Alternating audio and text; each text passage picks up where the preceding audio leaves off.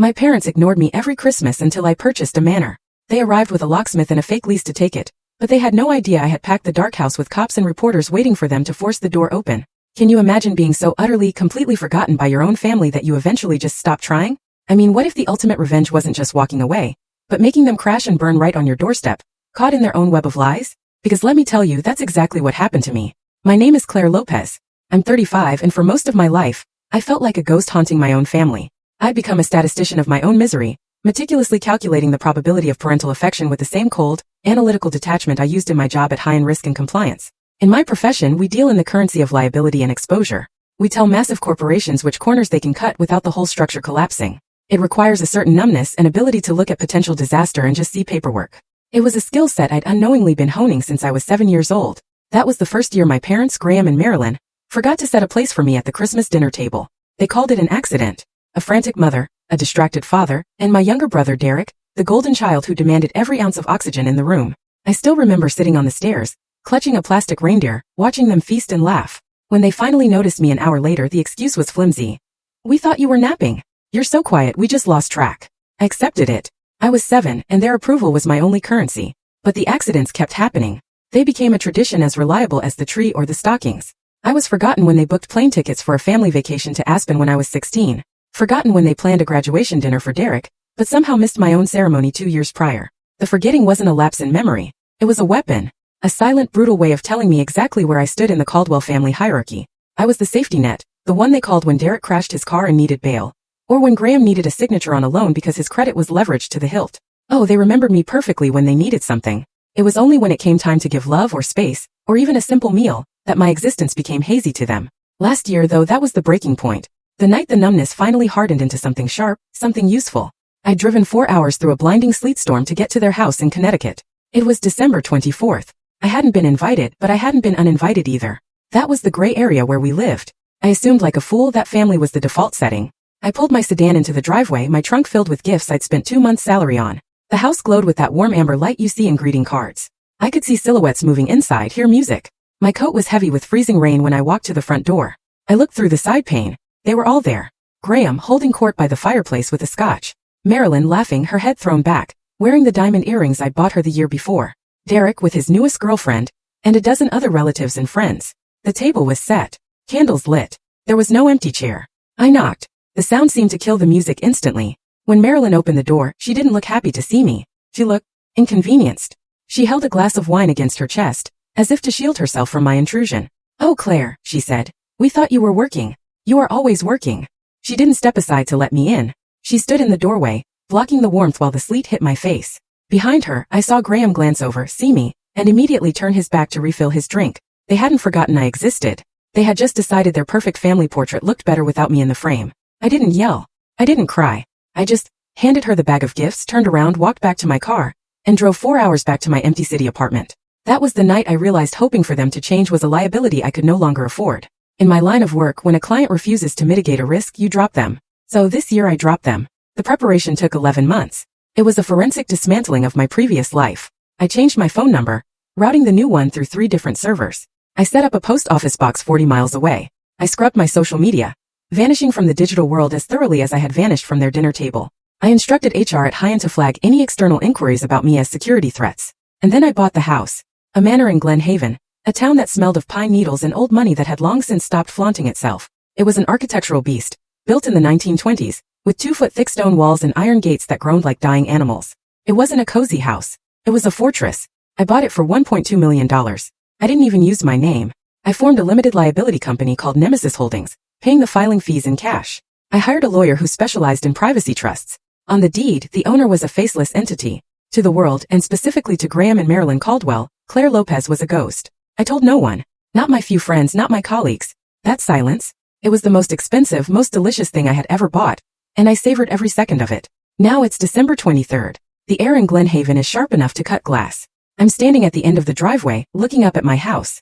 It looms against the gray sky, a silhouette of sharp angles and dark slate. The windows are dark because I haven't turned the lights on yet. I like the darkness. Feels honest. I've spent the last 3 days here alone. I have a freezer full of steaks and good wine. A library full of books I've been meaning to read for 5 years. A fireplace in the main hall large enough to roast a whole hog, though I plan to use it only to burn the few remaining photographs of my childhood. For the first time in my life, the silence around me isn't a result of exclusion. It's a result of selection. I chose this. I built this wall. I walk up the stone steps to the front door. The key is heavy brass, cold in my hand. When I unlock the door and step inside, the air is still, smelling faintly of cedar and dust. I don't feel lonely. I feel fortified. I walk through the grand foyer, my boots clicking on the marble. I pass the dining room where a long mahogany table sits empty. I run my hand along a chair back. No turkey here. No forced laughter. No parents looking through me as if I'm made of glass. I move to the kitchen, a cavernous space with industrial appliances I barely know how to use. I pour myself a glass of water and lean against the granite island. It's so quiet. So incredibly quiet. I think about what they're doing right now. It's the 23rd, so Marilyn is probably micromanaging the ornament placement on their 12-foot tree. Graham is in his study, hiding from the holiday chaos, checking his bank accounts. Derek is probably already drunk or high or both, breaking something expensive he'll blame on the maid. They're likely wondering why I haven't called. Or maybe they're relieved. Maybe they're telling their friends with a sigh of long-suffering martyrdom that Claire has gone off the rails again. That Claire is having one of her episodes. That Claire is just so difficult to love. Let them talk. Their words can't reach me here. I'm behind stone walls. I'm behind a trust fund shield. I am invisible. I finish my water and decide to inspect the perimeter. It's a habit from work. Assess vulnerabilities, check exits. I walk out the back door onto the terrace overlooking the overgrown garden. Snow is falling softly now, large flakes sticking to the stone balustrade. The woods beyond are a wall of black and white. It's beautiful in a stark, brutal way. This is what I wanted. A Christmas that belongs to me. A holiday that isn't an obligation or a performance. I've spent 35 years waiting for someone to give me permission to be happy, to take up space. Standing here in the shadow of this massive house I bought with my own money, earned from cleaning up other people's disasters, I realize the truth. You don't ask for permission. You take it. You sign the deed. You wire the funds. And you lock the gate behind you. I take a deep breath, filling my lungs with the icy air. A strange sensation blooms in my chest. It takes a moment to identify it. Pride. Cold, hard, solitary pride.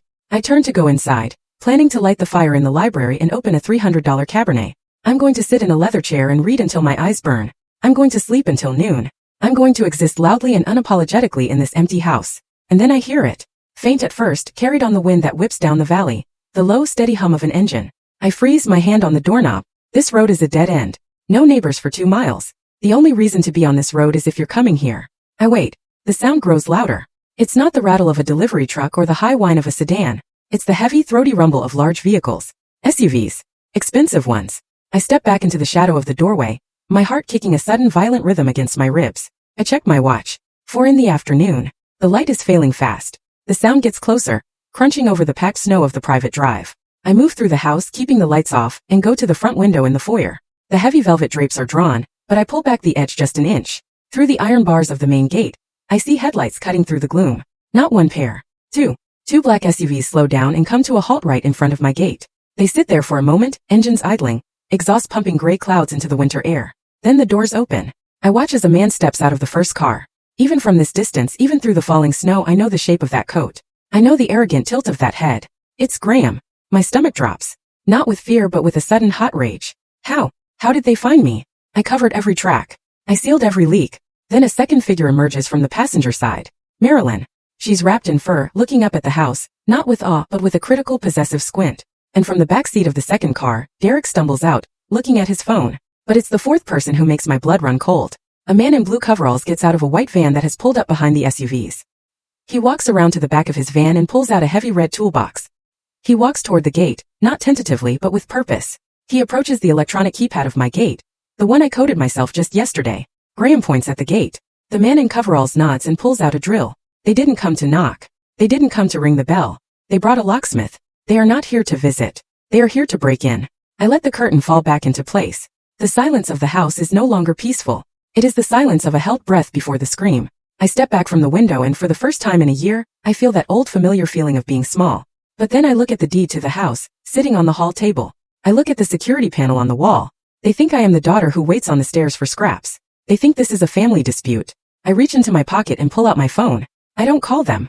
I don't go out to greet them. I watch the red light on the security panel blink. Let them try. They have no idea who lives here now. I watch them through the wrought iron bars of the gate, the metal freezing against my palm, biting into the leather of my gloves. But I held on, as if it were the only thing keeping reality anchored. Graham Caldwell didn't step onto the snow-dusted pavement like a man visiting his estranged daughter for the holidays. He stepped out like a general surveying a battlefield he'd already won. He adjusted the collar of his cashmere coat, buttoned it over his paunch, and looked up at the manor house with a gaze that was entirely devoid of wonder. He was assessing it, calculating square footage, heating costs, market value. The passenger door opened and Marilyn emerged. She was already in character. I could see it in the way she hunched her shoulders, pulling her fur coat tighter, appearing smaller and more fragile than she actually was. She looked up at the house, then at me standing behind the gate, and I saw her hand go to her mouth, a gesture of theatrical shock, practiced to perfection in front of mirrors for decades. Her eyes were already glistening. She'd likely started working up the tears the moment they crossed the town line. And then there was Derek. My younger brother climbed out of the back seat of the second SUV. He didn't look at me. He didn't look at the house's beauty or the menacing gray sky. He was looking at his phone, then at the utility pole down the street, and then at the thick conduit lines running along the side of the manor's perimeter wall. He wore a hoodie under a blazer, his attempt at tech entrepreneur chic, and he looked wired, his eyes darting with a frantic, greedy energy. I didn't press the button to open the gate. I stood my ground, the cold wind whipping my hair across my face. Graham walked up to the gate, stopping 2 feet away. He didn't say hello. He didn't say Merry Christmas. He simply nodded, as if acknowledging an employee who had arrived late to a meeting. "Open it up, Claire," he said. "It's freezing out here." I stared at him. The audacity was so pure, so unadulterated, it was almost impressive. "How did you find me?" I asked. My voice was calm, which surprised me. I had expected it to shake. Graham sighed, a puff of white air escaping his lips. He looked annoyed that he had to explain himself. "You're not a ghost, Claire. You're sloppy. You posted a photo on that architecture forum 3 months ago, a close-up of a gargoyle on the east cornice. You asked for advice on limestone restoration." A cold pit opened in my stomach. I remembered that post. I had used a burner account. I had cropped the background. Graham smiled, a thin, tight expression. "You didn't scrub the metadata," he said. "And even if you had, that gargoyle is unique to the Vanderhoven estate. It took Derek about 10 minutes to cross-reference it. You really should be more careful if you're trying to hide from the people who love you." Love. The word hung in the air like a foul smell. "Why are you here?" I asked. Marilyn stepped forward then, flanking Graham. She reached through the bars, her fingers grasping at the air near my arm. "Oh, Claire," she choked out, her voice wobbling with that award-winning vibrato. "How can you ask that? It's Christmas. Families belong together at Christmas. We couldn't let you spend it all alone in this mausoleum." Her eyes darted over my shoulder to the house again, and the grief in her expression momentarily flickered into appraisal. "It's very big, isn't it? Much too big for one person. You must be terrified." "I am not terrified," I said. "And I am not alone. I am solitary. There is a difference. Go away." I turned to walk back toward the house, but Derek's voice stopped me. It wasn't emotional. It was purely logistical. "Hey, the voltage here is industrial, right?" he shouted from near the van. "The listing said the previous owner had a kiln. That means 3-phase power." I stopped and turned back. Derek wasn't looking at me. He was signaling to the driver of the second SUV to pop the trunk. "What are you doing?" I asked. Derek didn't answer. He just waved his hand, and the trunk flew open. Inside I saw them. Computer towers. Not standard desktops, but open-air rig frames dense with graphics cards and cooling fans. Mining rigs. Servers. The blinking, heating, energy-sucking leeches that had caused him to be evicted from his last 3 apartments. Graham answered for him. "Derek needs a place to set up his hardware, Claire. His startup is in a critical phase. He needs a stable environment with high amperage and low ambient temperature. A basement in a stone house in winter is perfect." "He is not setting up anything here," I said, walking back to the bars. "This is my property. You are trespassing. Leave now." Graham chuckled darkly. He reached into the inside pocket of his coat and pulled out a folded document. It was thick, legal-sized paper stapled at the corner. "Actually," he said, smoothing the paper against the iron gate so I could see it, "we're not trespassing. We're tenants." I squinted at the document. The header was standard boilerplate for a residential lease. But my eyes widened as I scanned the terms. Tenant. Derek Caldwell and Graham Caldwell. Premises. Basement level and auxiliary power grid of 440 Blackwood Lane. Rent. $1 per month. Term. 99 years. And there at the bottom was a signature. My signature. The loop of the C. The sharp strike of the L. The way the E trailed off. It was a perfect replication of the signature I had used on my college loans. The one Graham had co-signed years ago. I stared at it, my breath catching in my throat. "I never signed that." Graham shrugged, folding the paper back up and sliding it into his pocket. "It's right here. Claire signed and dated last week. Maybe you forgot. You've been under a lot of stress lately. This is insanity," I said, my voice rising. "That is a forgery. I'll call the police." "Go ahead," Graham said, his voice dropping to a low, menacing register. "Call them. Show them your deed. Show them this lease. It's a civil matter, Claire. Do you know how long it takes to evict a tenant with a signed lease in this state? Especially family members during the holidays? Months, maybe a year. By the time a judge looks at this, Derek will have mined enough crypto to buy this town. Or he'll have burned the house down. Either way, we're moving in." He turned his back on me and gestured to the white van. The man in the blue coveralls, the locksmith, stepped out. He looked hesitant, shifting his weight. He was holding a heavy cordless drill and a case of tension wrenches. "Mr. Caldwell?" the locksmith asked, looking at the gate and then at me. "The lady says she didn't sign anything." Graham walked over to the locksmith and put a hand on the man's shoulder. His voice changed instantly. It became warm, paternal, and deeply sad.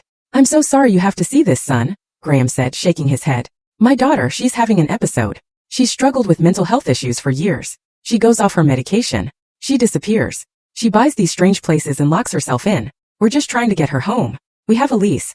We have the medical power of attorney pending. We just need to get inside before she hurts herself." The locksmith looked at me. I stood there, stiff with rage, my hands clenched into fists. To a stranger, I probably did look rigid. I probably looked manic. Marilyn chimed in, wiping a fresh tear from her cheek. "Please," she said to the locksmith. "She's all alone in there. She thinks we're the enemy. It's the paranoia talking. Please just open the gate so we can take care of our little girl." The locksmith looked at Marilyn's tears, then at Graham's expensive coat and calm demeanor, and then at me, the woman standing alone in the cold, refusing to open the gate for her crying mother on Christmas. He made his choice. "I'm sorry, ma'am," the locksmith said to me, his voice apologetic but firm. "I got to listen to the legal guardians here. If you're sick, you need help." He walked toward the control box of the gate, raising his drill. Derek had already started moving. He and the driver of the second SUV were lifting a heavy server rack out of the trunk, setting it onto the snowy pavement with a metallic clatter. They weren't waiting for the gate to open. They were staging the equipment, treating the sidewalk like a loading dock. I watched them. I watched Derek check the connections on the back of a server, completely ignoring the drama unfolding 5 feet away. I watched Marilyn dab her eyes and check her reflection in the SUV window. I watched Graham check his watch as if calculating how long the drilling would take so he could schedule his dinner. The realization hit me with the force of a physical blow. They hadn't come for me. They hadn't tracked me down because they missed me at the dinner table. They didn't care about the empty chair. They needed a warehouse. Derek's business was failing or illegal or both, and he needed a place with high power capacity and zero oversight to run his machines. Graham and Marilyn needed to be the heroes who saved their son, and they needed a location that cost them nothing. They saw my post about the manor, saw the size of it, and saw a resource to be exploited. The $1 rent wasn't a joke. It was a strategy. They were establishing residency. If they got those machines into my basement, if they slept one night under this roof, they would have tenant rights. They would force me to take them to court, bleeding me dry with legal fees while they lived in my house, ate my food, and used my electricity to fuel Derek's delusions. This wasn't a family reunion. It was an invasion. It was a hostile takeover disguised as a holiday miracle. The drill whirred to life. A high-pitched scream that cut through the silence of the woods. The locksmith pressed the bit against the metal housing of my gate's control panel. I stepped back from the gate. I didn't scream. I didn't beg. I looked at Graham.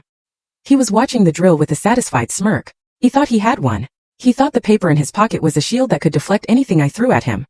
He thought I was still the 7-year-old girl waiting on the stairs. I took my phone out of my pocket. I snapped a picture of the locksmith drilling the lock. I snapped a picture of Derek unloading the servers on the public easement. I snapped a picture of Graham holding the forged lease against the gate. Graham looked up, his smirk faltering slightly. "What are you doing, Claire?" "Put the phone away." I didn't answer.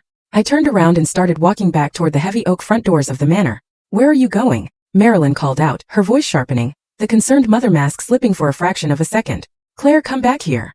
I reached the front door, opened it, and stepped into the foyer. I looked back one last time. The locksmith was working fast. The gate would be open in 5 minutes. I stepped inside and slammed the heavy door, throwing the deadbolt. Then I engaged the secondary lock, a heavy iron bar that slid across the frame. I walked to the center of the hallway. My hands were shaking, not from cold but from adrenaline. They wanted to play with the law. They wanted to use paper as a weapon. I looked at the grandfather clock ticking in the corner. It was 4:15 in the afternoon on December 23rd. I dialed a number on my phone. It wasn't the police. Not yet. I dialed the number for Grant Holloway, the most ruthless property attorney in the tri-state area. The game had started, but they had made a critical error. They thought they were playing against their daughter. They didn't know they were playing against the landlord. The sound of the drill biting into the brass mechanism of my front gate was a noise I would never forget. It was a high-pitched metallic scream that vibrated through the stone pillars and seemed to echo right into the hollow of my chest. Inside the foyer, I watched the security monitor with a kind of detached horror. The locksmith, a man whose name tag read Red Miller, was leaning his full weight into the tool. He wasn't a bad man. He was just a man doing a job, convinced by a well-dressed older couple that he was saving a damsel in distress from her own madness. I had dialed 911 the moment the drill tip touched the metal. My hand was steady as I held the phone to my ear, but my heart was hammering a frantic rhythm against my ribs. I gave the dispatcher the address, 440 Blackwood Lane. I told her there was an active break-in. I told her there were 4 intruders attempting to bypass a security gate. I did not tell her they were my parents. I did not tell her the intruders were wearing cashmere and driving luxury SUVs. In the eyes of the law, trespass was trespass. When the patrol car rolled up the long snowy approach 5 minutes later, I felt a surge of relief that was immediately followed by a wave of nausea. The vehicle was a county sheriff cruiser, splattered with road salt. The officer who stepped out was young, perhaps late 20s, with a face flushed from the biting cold. He adjusted his belt as he approached the group gathered at my gate. I threw on my coat and walked out the front door. I did not run. I walked. Every step had to be measured. If I looked frantic, I validated their story. If I looked calm, I stood a chance. By the time I reached the interior side of the gate, Graham had already intercepted the officer. My father has a way of speaking to men in uniform. He adopts a posture of deferential authority, a tone that says, "I respect your badge, but we both know I pay the taxes that fund your salary, officer." Graham was saying, his voice smooth and reasonable. "Thank God you're here. We were about to call you ourselves. We have a bit of a domestic crisis." The officer looked from Graham to the locksmith, who had paused his drilling, and then to me standing on the other side of the bars. "Ma'am," the officer asked, addressing me, "is this your property?" "Yes," I said, my voice cutting through the wind. "My name is Claire Lopez. I am the sole resident. These people are trespassing. I want them removed." Marilyn let out a sob. It was a perfect strangled sound. She stepped forward, clutching a handkerchief. "Officer, please," she said. "That is my daughter. She is not well. We have been trying to reach her for weeks. She stopped taking her calls. She stopped taking her medication. We just want to make sure she is safe." "I am not on medication," I said, keeping my eyes on the officer. "And I am perfectly safe. I am being harassed." Graham shook his head sadly. "See? That's the paranoia. She thinks everyone is out to get her. Look, officer, we don't want to make a scene. We just want to get our son settled in. We have a lease." Graham pulled the folded document from his pocket again, the fatal piece of paper. He handed it to the officer with the confidence of a man handing over a winning lottery ticket. The officer took it. He unfolded it, his flashlight beam dancing over the text. The wind whipped the corners of the paper. I watched the officer's eyes scan the page. I saw him pause at the bottom. "This looks like a standard lease agreement," the officer said, looking up at me. "It's signed by a Claire Lopez. Is that you?" "It's a forgery," I said. "I never signed that." Graham sighed, a sound of immense patience wearing thin. "Claire, honey, please. You signed it last Tuesday. You were lucid then. You wanted Derek to be close to you. Don't do this." He turned to the officer. "She has dissociative episodes. She forgets things she has done. It's why we're here. We're just trying to move her brother into the basement unit as agreed, so someone can keep an eye on her. We're not breaking in. We're tenants exercising our right to access the property." The officer looked at the lease, then at the locksmith, then at the expensive cars, and finally at me. He saw a well-to-do family concerned for a daughter. He saw a signed legal document. He did not see a crime. He saw a headache. "Ma'am," the officer said, handing the paper back to Graham, "if there is a signed lease and you are disputing the validity of the signature, that is not something I can determine on the side of the road. That is a matter for a judge. He is lying." I almost shouted, losing my composure for a fraction of a second. And that was the mistake. Marilyn flinched as if I had struck her. Graham put a protective arm around her. "She's getting agitated," Graham murmured to the officer. "We should just get inside and calm her down." The officer nodded. He looked at me with pity. "Look, folks, keep the noise down. Sort this out inside. If I have to come back out here for a disturbance, then we're going to have problems. But right now, this is a civil matter." He turned and walked back to his cruiser. I stood there, gripping the cold iron bars, watching the taillights of the patrol car fade into the snowy distance. The law had just looked me in the eye and shrugged. The moment the cruiser was out of sight, the performance dropped. Graham's face lost its look of concern and settled back into a smug satisfaction. "Told you, Claire," he said. "Civil matter." Derek didn't waste a second. While we had been arguing, he hadn't been idle. He had been moving. He had dragged 3 more of the server racks out of the SUV and lined them up against the brick pillar of the gate. He had also done something far more insidious. He was on his phone, speaking loudly, his voice carrying over the wind. "Yes, this is Derek Caldwell," he was saying. "I'm the new tenant at 440 Blackwood Lane. I need to transfer the service into. My name effective immediately. Yes, the basement unit. I have the lease right here." He was establishing a paper trail. He was calling the electric company. I realized then what was happening. They were not just breaking in. They were layering reality with documentation. A lease. A police report that listed it as a civil dispute. A utility account in Derek's name. Every minute I stood here arguing was a minute they used to pour concrete around their lie. If I screamed, I was crazy. If I physically blocked them, I was assaulting a tenant. If I opened the gate, I was surrendering. I felt a cold clarity wash over me. It was the same feeling I got at High-End when I realized a project was irretrievably broken and needed to be burned to the ground to save the company. I stopped gripping the bars. I let my hands fall to my sides. I reached into my pocket and pulled out my phone. I didn't call the police again. I opened the camera app. I switched to video mode. I pointed the lens at the locksmith. "State your name and the name of your company," I said. My voice was flat, devoid of emotion. The locksmith looked up, startled. "Precision Lock and Key." I panned the camera to the license plate of his van. I recorded it clearly. I panned to the license plates of the SUVs. I recorded them. Then I turned the camera on Graham. Graham Caldwell, I narrated for the recording. Attempting unauthorized entry into 440 Blackwood Lane using a forged instrument. Date is December 23rd. Time is 4:42 p.m. Graham frowned. Stop that, Claire. You're being childish. I did not stop. I zoomed in on the document in his hand. I captured the fake signature. Then I turned the camera to Derek, who was still on the phone with the utility company. Derek Caldwell, I said. Attempting to fraudulently transfer utility services for a property he does not own and does not reside in.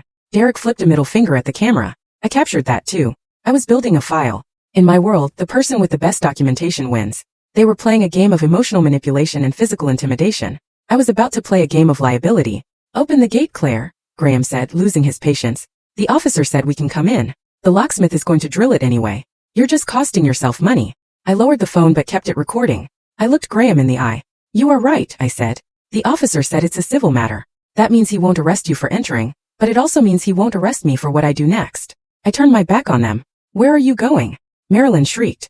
I didn't answer. I walked back up the driveway. The snow crunched under my boots. Behind me I heard the drill start up again. The high-pitched whine was the sound of my privacy dying. I reached the heavy oak doors of the manor. I stepped inside and locked them. Then I locked the inner vestibule door.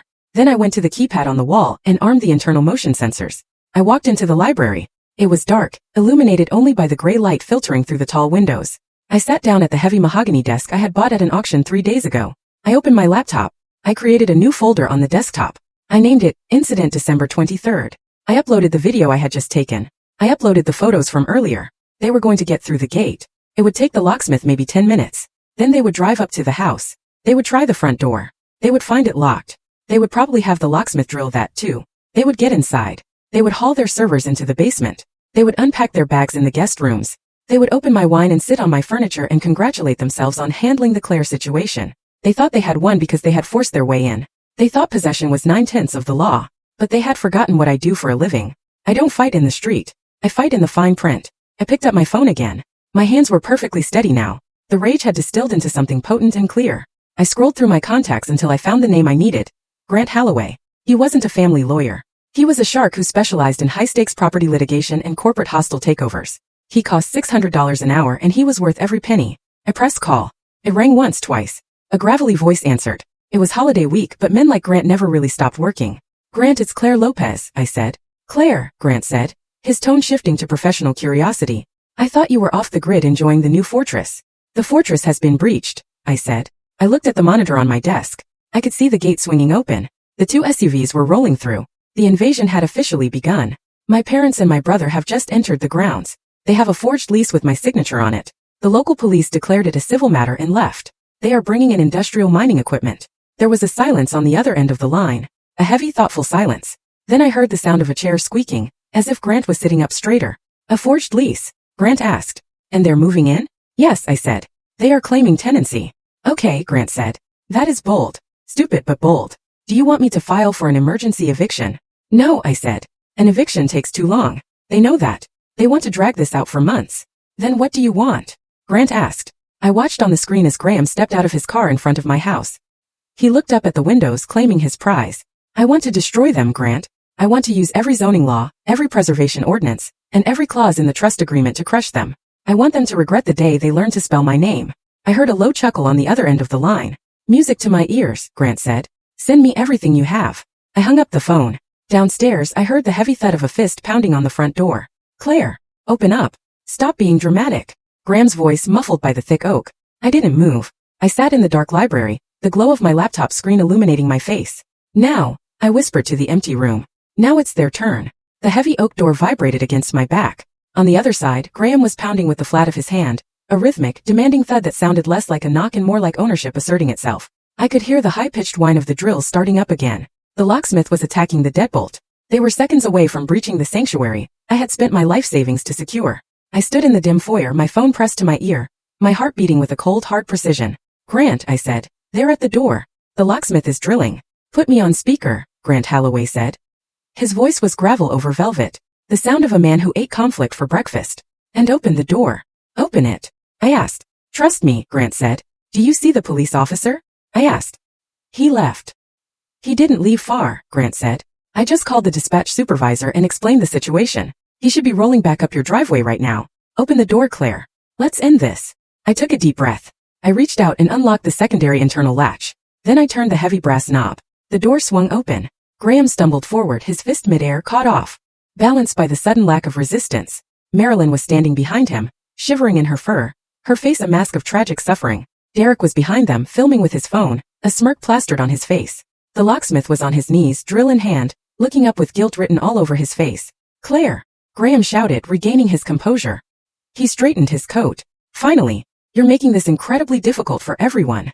I did not step back. I stood in the doorway, blocking the entrance with my body. I held my phone up in front of me like a shield. "Officer!" I called out, looking past them. The patrol car had indeed returned.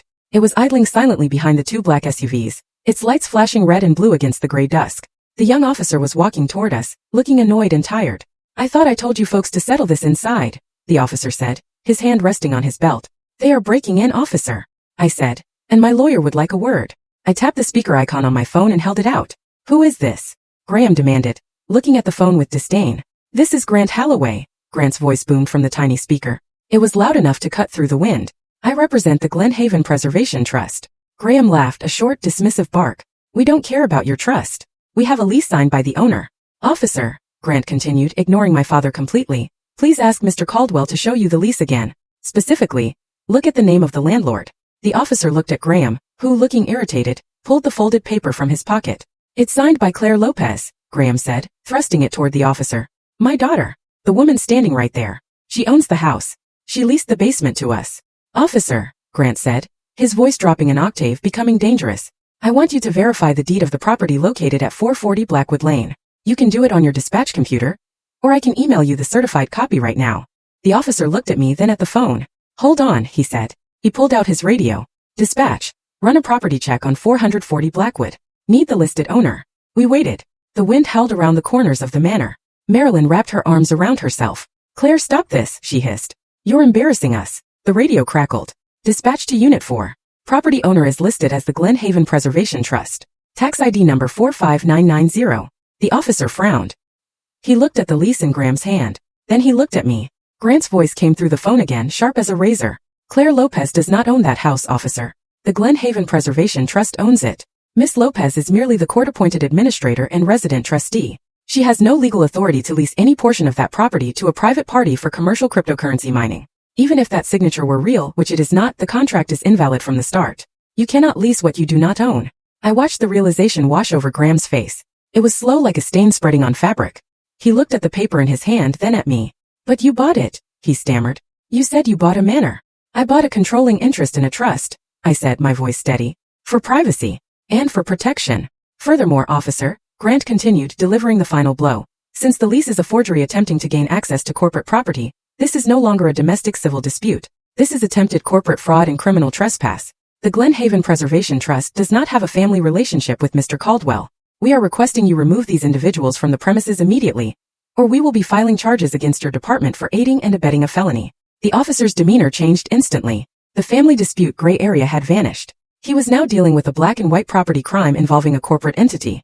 He stepped forward, his hand moving away from his belt and gesturing toward the SUVs. "Mr. Caldwell," the officer said, his voice hard, "I need you to step away from the door. Now. Now wait a minute." Graham sputtered, his face turning a mottled red. "This is a technicality. She's my daughter." "Sir," the officer barked, "the deed says a trust owns this house. Your lease is with a person who doesn't hold the title. That paper is worthless. You are trespassing on corporate land. Pack it up now." Marilyn let out a wail, but it was cut short when the officer turned his gaze on her. "Ma'am, get in the car." Derek, who had been silent, suddenly lunged forward. "But my servers. We moved them. The temperature is perfect. Get them off the sidewalk," the officer ordered. "If they are not gone in 10 minutes, I am calling a tow truck for the vehicles, and I am arresting all 3 of you." The locksmith, realizing he had been inches away from committing a felony, packed his drill into his bag with lightning speed. "Sorry, ma'am," he muttered to me, not making eye contact, and practically ran to his van. I stood in the doorway watching them unravel. The power dynamic had shifted so violently that the air felt charged. Graham looked at me. For the first time in my life, he didn't look at me with indifference or disappointment. He looked at me with hate. He took a step toward me. The officer moved to intercept, but Graham stopped. "You would do this to your family?" Graham hissed. "On Christmas? You would hide behind a lawyer and a trust just to keep your brother from getting back on his feet." I looked him dead in the eye. "I am not hiding, Graham," I said. "I am evicting." "Talk to my lawyer," I added. echoing the phrase he had used on his own business partners 1,000 times. Graham stared at me for a long moment. Then he spat on the stone step at my feet. "Let's go," he said to Marilyn. They retreated. It was a chaotic, angry retreat.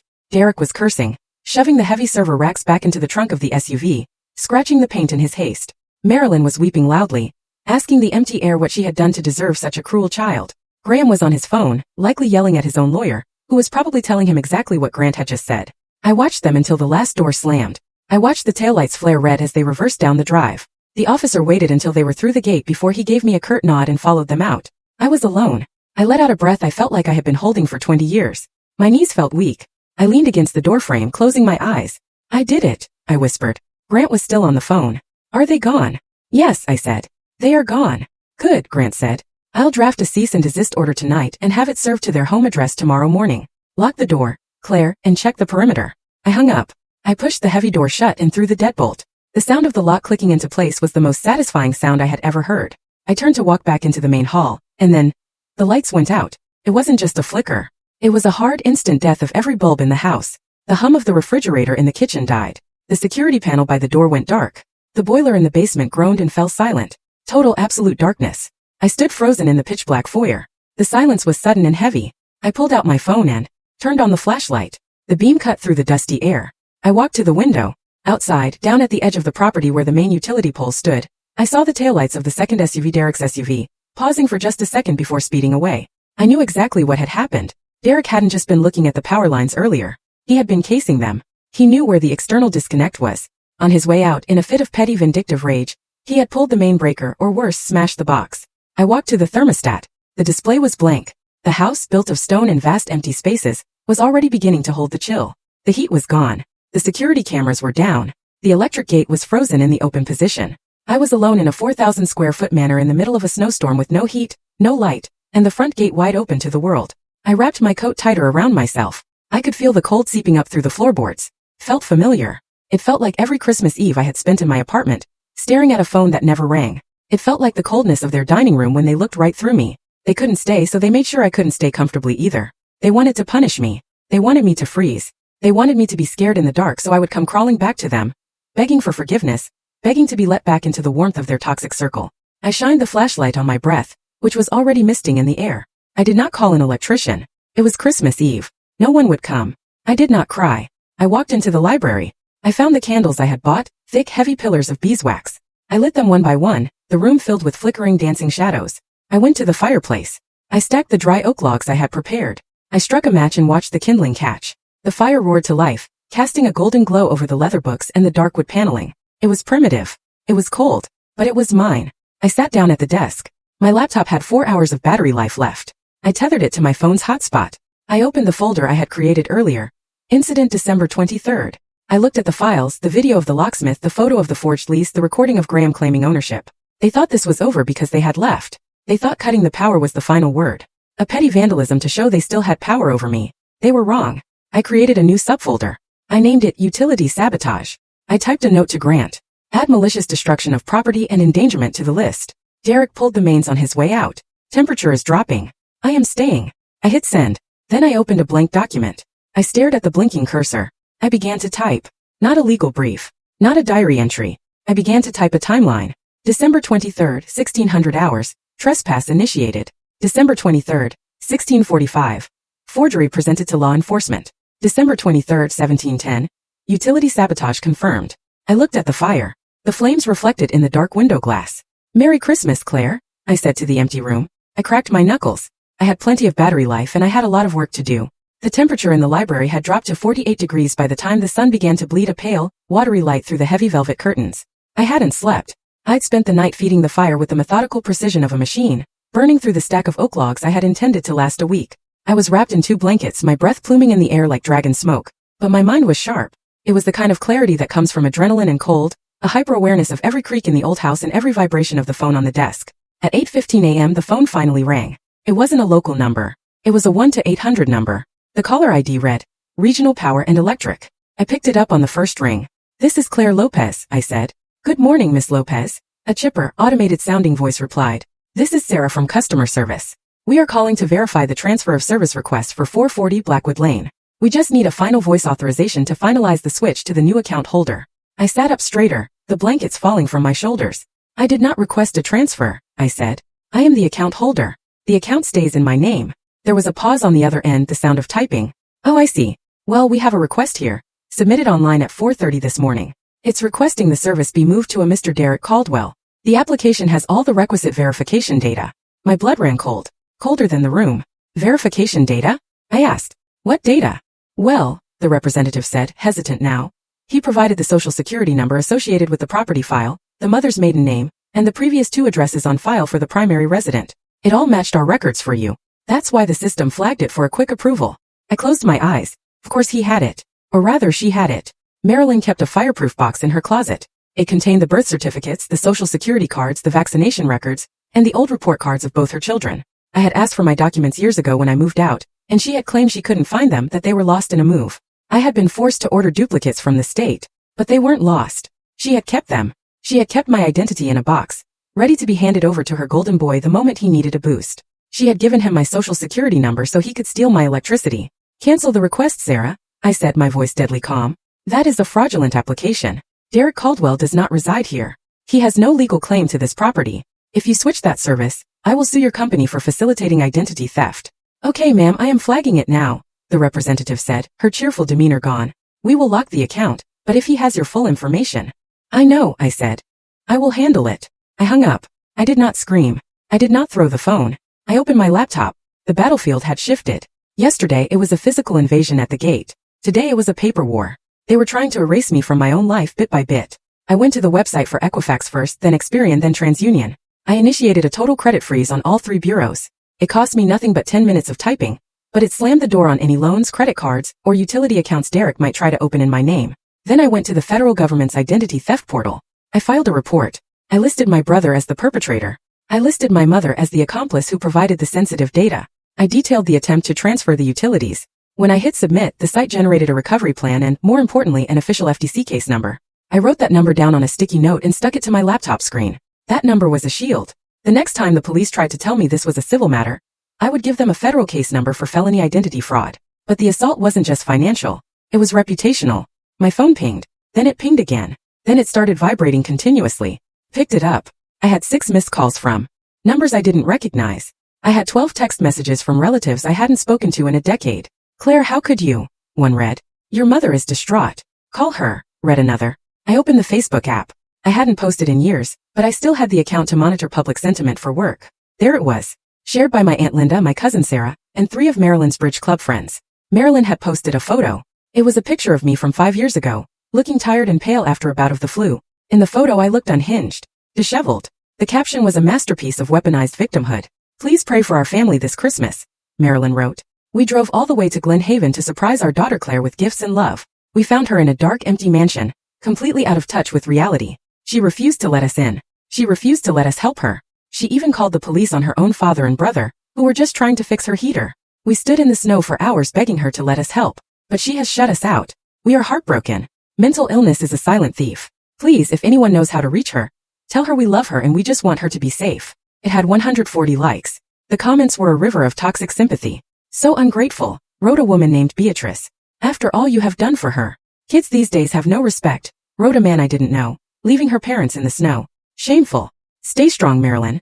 You are a saint for trying, wrote another. I felt a surge of bile in my throat. It was a perfect narrative. She had taken my boundary, my refusal to be abused, and twisted it into a symptom of insanity. She was using the stigma of mental health to discredit me, to make sure that if I spoke up, no one would believe the crazy daughter in the big empty house. I hovered my finger over the reply button. I wanted to type the truth. I wanted to post the video of the locksmith. I wanted to post the forged lease. I wanted to scream that I was the one with the job, the house, and the sanity, and they were the parasites. But I stopped. In my line of work we have a saying, never wrestle with a pig. You both get dirty and the pig likes it. If I argued, I looked defensive. If I fought back in the comments, I looked unstable. I took a screenshot of the post. I took screenshots of every comment that mentioned my address or made a threat. I took a screenshot of the timestamp. I opened my evidence folder. I created a new subfolder, defamation social media. I dropped the files in. This was not just gossip. This was a coordinated campaign to damage my reputation and character. In a court of law, this was evidence of malicious intent. Marilyn thought she was winning the court of public opinion. I was letting her build the gallows for her own credibility. Then a text came in from a blocked number. You will regret this. We are not leaving until we get what is ours. It was Derek. He was too cowardly to use his own phone. But the cadence was his. What is ours? Not what is yours. To them, everything I achieved was community property, available for harvest. I did not reply. I took a screenshot. I forwarded it to Grant Holloway, and to the email of the sheriff deputy who had dismissed me yesterday. I typed a message to the deputy. Received threat from suspect Derek Caldwell following the identity theft attempt this morning. Adding to the file. If anything happens to this property, you have the suspect on record. I set the phone down. It was 10 a.m. I needed to secure the perimeter. The house was freezing, and the darkness was a liability. I called an emergency electrician service 2 towns over. I told them I had a total system failure, and needed a dispatch immediately. I told them I would pay triple the holiday rate in cash. The van arrived at noon. The electrician was a burly man named Dave who looked at the massive house and then at me, wrapped in blankets with confusion. Main breaker looks smashed, Dave said after inspecting the box on the side of the house. Someone took a hammer to the master switch. That's not an accident, lady. I know, I said. Can you bypass it? I can replace it, he said. Have the parts in the truck. But it'll cost you $1,200 for the call out and the parts. Do it, I said. And Dave, I have another job for you. I pulled 4 boxes from the pile of supplies I had bought days ago. They were high-definition security cameras, small, discreet. I want you to mount these, I said. But I don't want them visible. I want one inside the vent in the foyer. I want one hidden in the corners of the porch. I want one facing the back terrace tucked into the ivy. And I want them hardwired. No Wi-Fi that can be jammed. Dave looked at me. He looked at the smashed breaker box. He put 2 and 2 together. Ex-husband? He asked. Something like that, I said. He nodded. I'll hide him so deep a spider wouldn't find him. While Dave worked, I went back to the library. I had stopped the financial bleeding. I had secured the evidence and I was fixing the defenses. But I still didn't understand the desperation. Why now? Why this house? Why risk a felony for a basement? Graham was greedy, but he was also risk-averse. He liked safe, easy money. This invasion was messy. It reeked of panic, and the panic was coming from Derek. I logged into a database that Hines subscribed to. It was a skip tracing tool used for background checks on high-level corporate hires. It cost $50 a search, and it pulled data from court records, lien filings, and judgment dockets across all 50 states. I typed in Derek Caldwell. The screen populated. It was a sea of red flags. Derek wasn't just broke. He was drowning. There was a judgment against him in New York for $40,000 in unpaid rent on a commercial loft. There was a lien on his car. There were 3 maxed-out credit cards currently in collections. But then I found the smoking gun. 6 months ago, Derek had registered a limited liability company called Caldwell Crypto Ventures. He had taken out a secured business loan from a private equity lender, a hard money lender with a reputation for aggressive collections. The loan amount was $200,000. The collateral listed on the loan application was equipment and real estate assets. I clicked on the details. He hadn't listed the Manor. He couldn't have. He didn't own it. But the loan was due in full on January 1st. It was a balloon payment. If he didn't pay, the interest rate tripled and the penalties kicked in. Then I saw the email correspondence attached to a lawsuit filed by one of his investors last month. Derek had promised them he was securing a state-of-the-art facility with free hydroelectric power to maximize mining efficiency. He had sold them a fantasy. He had taken their money, bought the rigs, and now he had nowhere to put them and no way to pay back the loan. He needed the Manor not just to save money on rent. He needed the address. He needed to take photos of the servers running in a secure, stone facility to send to his creditors to buy more time. He needed to show them he was operational. If he couldn't show them the facility by the new year, they were going to come for him. And hard money lenders didn't send letters. They sent guys like the locksmith but with baseball bats instead of drills. Graham and Marilyn probably didn't know about the dangerous debt. Derek had likely told them he just needed a launchpad for his brilliant business. They were protecting their genius son, unaware that he was dragging them into a criminal conspiracy. I sat back in the chair. The heat was starting to return to the house. I could hear the radiators clanking and hissing as the boiler kicked back to life downstairs. They were not just bullies. They were desperate. And desperate people make mistakes.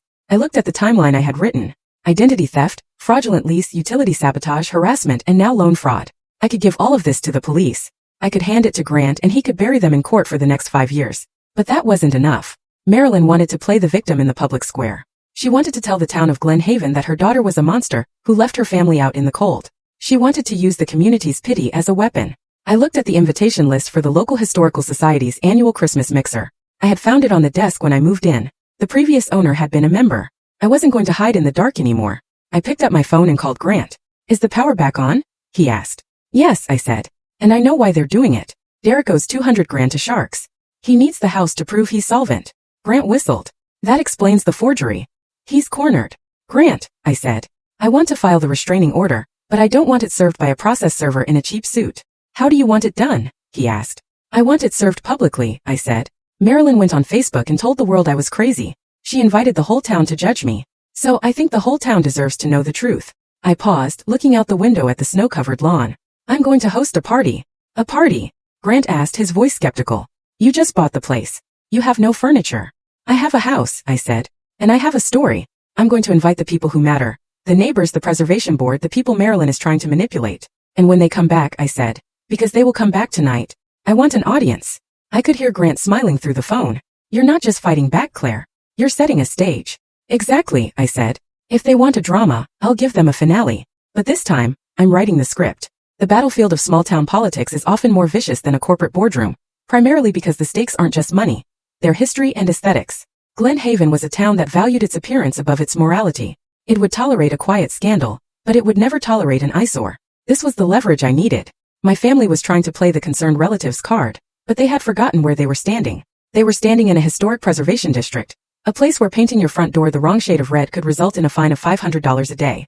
Grant Holloway and I spent the afternoon drafting a document that was less of a complaint and more of a strategic nuclear strike. We weren't filing for a restraining order, not yet. We were filing an emergency zoning violation report with the Glen Haven Preservation Council. The manor at 440 Blackwood Lane wasn't just a house. It was a Class A protected structure. The deed came with a rider that was 40 pages long, detailing everything from the allowable decibel level of garden equipment to the specific type of mortar required for brick repairs. It was a bureaucratic nightmare for a homeowner. But for a woman trying to repel an invasion, it was a fortress. At 2 p.m., the Preservation Council held its emergency session via Zoom. I had requested the slot under the imminent threat to structural integrity clause. I sat in my library, the new camera hidden in the vent above me, recording silently, and logged into the meeting. The council consisted of 5 people who looked exactly as I expected. Silver hair, stern glasses, and an air of perpetual judgment. They were the gatekeepers of Glen Haven's past. Miss Lopez, the chairwoman, a woman named Mrs. Higgins, began. We received your urgent filing regarding unauthorized industrial modification. Please explain. I shared my screen. I did not show them the video of my father yelling. I showed them the photos of the server racks. These are high-density cryptographic mining units. I explained, my voice professional and detached. As you can see, my estranged relatives, Mr. Graham Caldwell and Mr. Derek Caldwell, attempted to install 20 of these units in the basement yesterday. Each unit generates approximately 70 decibels of noise and produces significant waste heat. They also attempted to bypass the residential breaker box to draw industrial-grade amperage. I paused to let the words industrial-grade sink in. In a residential preservation zone, that word was profanity. Mrs. Higgins leaned closer to her webcam, her eyes narrowing. They intended to run a server farm in the Blackwood Manor? Yes, Mrs. Higgins, I said. They also attempted to drill through the original 1920 wrought iron gate, because they claimed to have lost the key. I heard a collective gasp from the 5 squares on my screen. To these people, drilling a historic gate was a crime worse than assault. Are the perpetrators present on the call to defend these actions? A board member asked. No, I said. They believe they have a right to the property via a lease I contend is forged. However, even if the lease were valid, the zoning laws supersede any private rental agreement. I had sent the meeting link to Graham's email address an hour ago. He hadn't joined. He likely saw it and dismissed it as some boring administrative nonsense, assuming that because he was a wealthy white man in a suit, he didn't need to answer to a local committee. That arrogance was his undoing. Mrs. Higgins adjusted her glasses. Ms. Lopez, the council takes a very dim view of commercial industrialization in the historic district.